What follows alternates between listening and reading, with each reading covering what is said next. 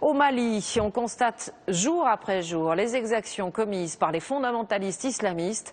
À Diabali, par exemple, les chrétiens ont été pris pour cible. L'église de la ville a été saccagée. Des versets du Coran ont été inscrits sur les murs. Les djihadistes ont aussi fait pression sur les fidèles pour qu'ils changent de religion sans hésiter à utiliser l'intimidation. Reportage de nos envoyés spéciaux Gérard Grisbeck et Frédéric Ranck. L'église du Sacré-Cœur à l'entrée du village de Diabali. Ce matin, elle est sous bonne garde de l'armée.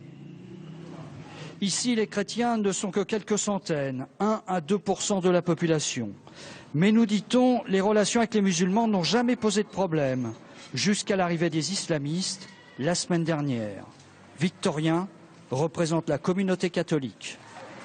Tout est cassé dans l'église ? Oui, pratiquement tout ce qu'ils puissent casser, ils ont tout cassé. Vous voyez ici, ça c'est le grand crucifix. Ici, il y avait une grande image qui représentait le Sacré-Cœur de Jésus. Ils l'ont déchiré.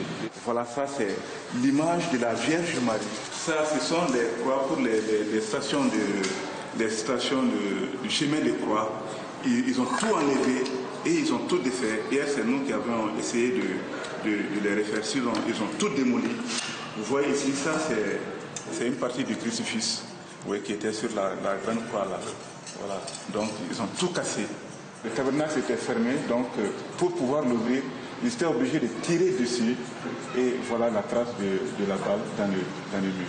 En quelques minutes, les islamistes ont saccagé la petite église. Heureusement, les fidèles étaient déjà rentrés chez eux. Chacun ici a condamné fermement ces exactions, chacun ou presque, car les islamistes ont bénéficié dans le village de quelques complicités, mais pour le moment l'armée n'a arrêté personne et il n'y a pas eu de règlement de compte.